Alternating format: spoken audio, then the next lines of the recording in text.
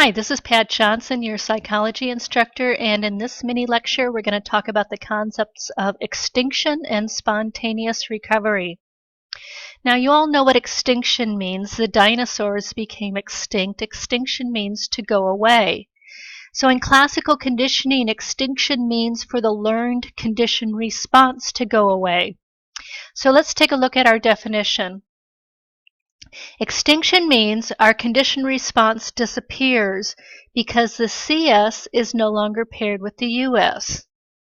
Now let's take a look at an example. Let's go back to our original example of Pavlov's dog. And in the Pavlov's dog example, we have the noise as the CS, the conditioned stimulus, and the conditioned stimulus was paired with the dog food, the meat powder that Pavlov used in his original example. And food is a US, an unconditioned stimulus. Food caused salivation automatically, and automatically without learning means that's an unconditioned response. And Pavlov paired that a number of times. Noise plus food caused salivation, and pretty soon the noise caused salivation, and salivation is a conditioned response. But let's suppose that after he had classically conditioned the dog to salivate to just the noise, let's suppose he ran out of food.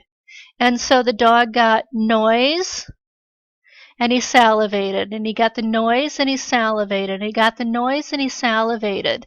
But pretty soon when we continue to present the CS without the US, that bond between the CS and the US, that connection goes away. And pretty soon we see a disappearance of that response, that conditioned response.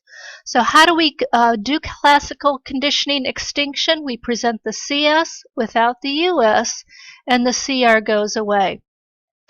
Okay, so let's now talk about the concept of spontaneous recovery. Spontaneous recovery means the reappearance of a previously extinguished response. So in other words, we have classically conditioned our subject, then we've caused extinction to occur, meaning we've presented the conditioned stimulus without the unconditioned stimulus. And then we can make that response reoccur, and here's how it happens.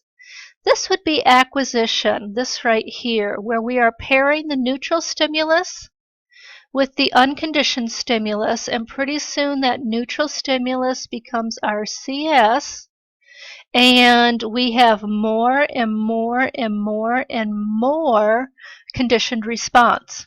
Okay, so this is strength of conditioned response, weak all the way to strong. So we're getting, as we pair it, our conditioned response is increasing. And then let's say we just present our conditioned stimulus without the unconditioned stimulus, and we do that enough times and we have extinction. The response rate goes down. That would be like ringing the bell without the dog food, and we saw that in the previous slide. Now this is an important point. After a pause, in other words, maybe some hours, maybe even a day, we would then present the conditioned stimulus, and look at what happens. Again, this is strength of conditioned stimulus. So we see a little bit of a reappearance of that conditioned response. Remember, we haven't paired the conditioned stimulus and the unconditioned stimulus again. We've just waited a while, then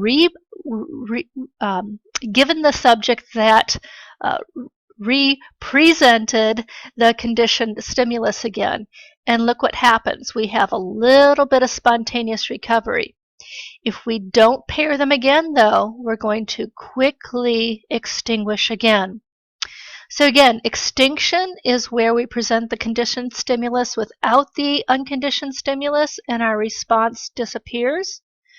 And then if we have a pause and we wait a while and we re-present that conditioned response or that conditioned stimulus, we get a little bit of that conditioned response. That's spontaneous recovery.